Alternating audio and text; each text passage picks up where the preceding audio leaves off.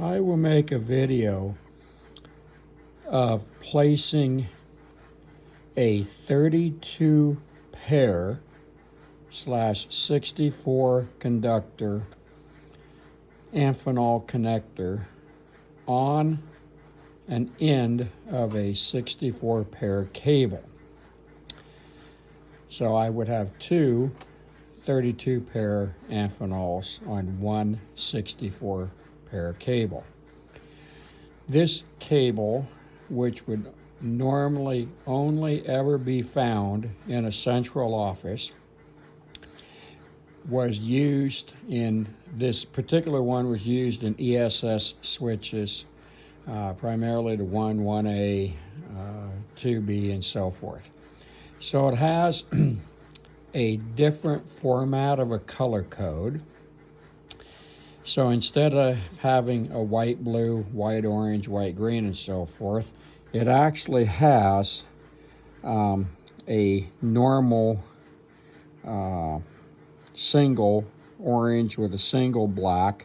In this case, this would be pair 12. And then you have an orange wire with a double black. That was normal for 50s switchboard cable and later on. Some PBXs in the field used 25 pair cable, such as this on like a 757 crossbar switch or a 770 crossbar switch. And the 32 pair Amphenols are also still presently used on digital 3-1 multiplexers, where you have a DS3 and then you're breaking it down to 28 T1s. So you would use 28 of the 32 pairs. This wire and all ESS switching system cable was 26 gauge. The number 3 crossbar, which is what I have here, it used 26 gauge wire.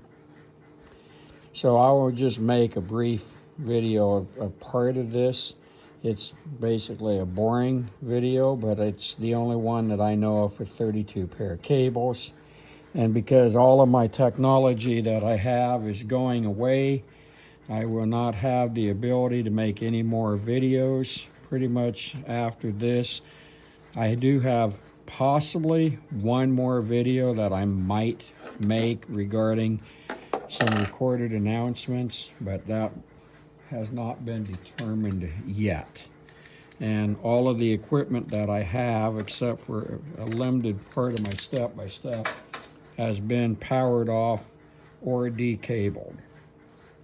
So the end has basically arrived of me making videos of this stuff. But I thought this would be a noteworthy little thing for more of a how things were done. And finding 32 pair Amphenols, you will only generally find them in the central office environment. If there was a customer premise multiplexer, and they do exist, like the Fujitsu, you would find 32 pair cables there. And they made this cable in 30 pair and 32 pair that I am aware of. So like with any other Amphenol connectors, you start, with the color code. The problem, not a problem, but with this, the way they did the 32 pairs, you have two groups of 16 pair.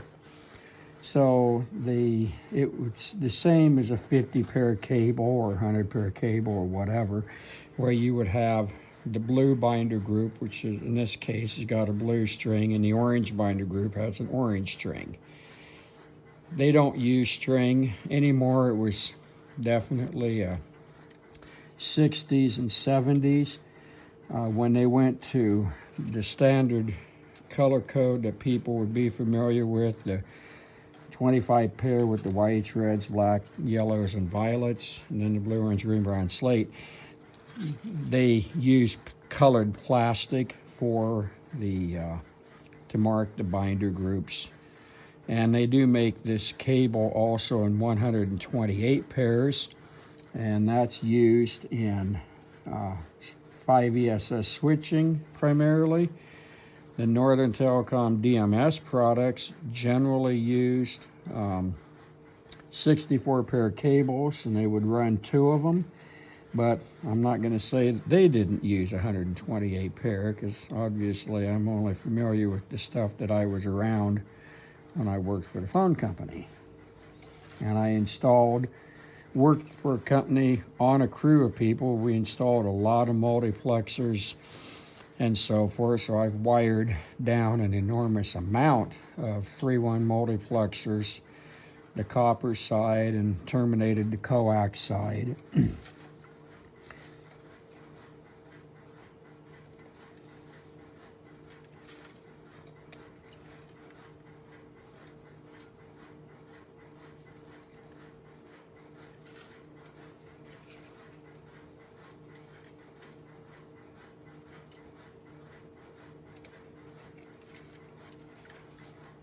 This particular Amphenol I'm putting on is a female, and they're made by Cinch, TRW Cinch, or were.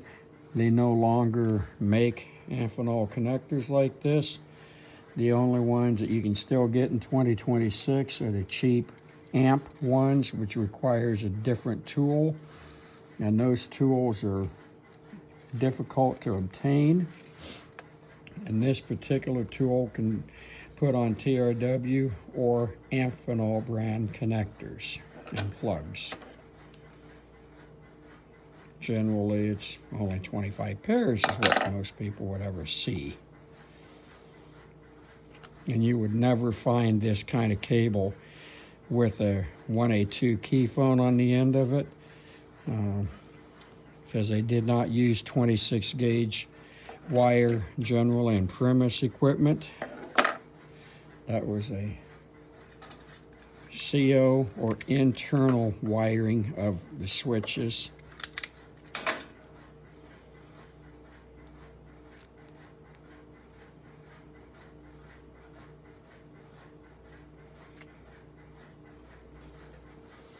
Because this is 16 pair, we have the blue, orange, green, brown, slate. And because it's 16 pairs, we end in what would have been the normal yellow slate pair. I'm sorry, the yellow blue pair, and that's what this is the yellow blue pair. And because it's 2 groups of 16, I'm starting out, because I'm doing this in reverse order because of the Amphenol. If I was putting on a male connector, I would be starting down here with what would be traditionally the white blue, and then the white orange and so forth.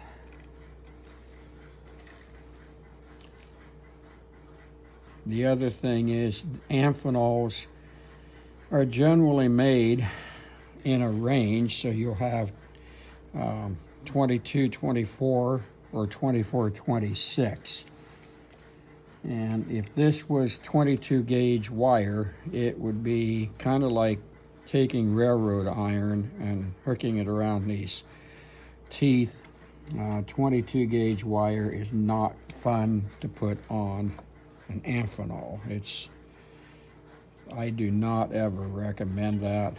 Unfortunately, I've done that, but I do not recommend that because that's just big wire.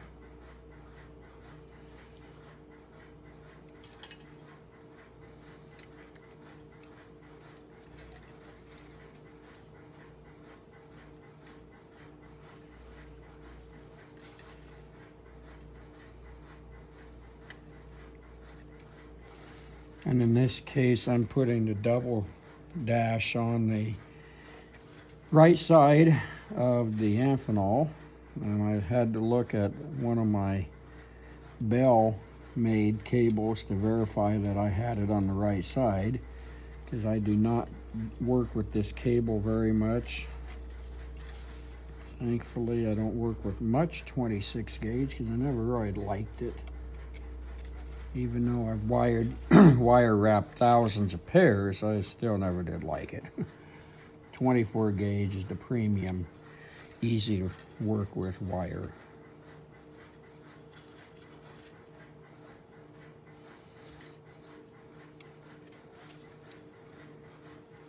Once I have these all fanned out, then I will verify that I do not have any of them swapped around.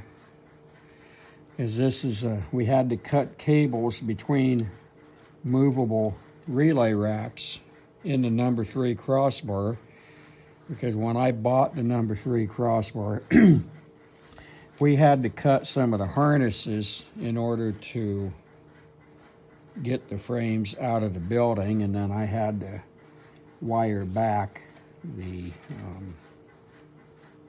repair, which took weeks and weeks and weeks to do.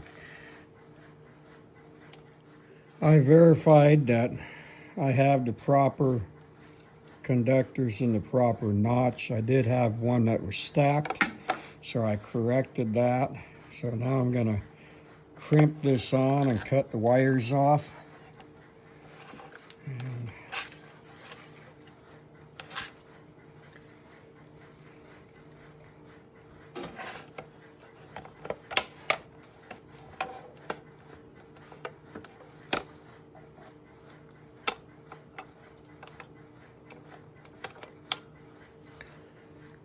And you can see all of the wires in there.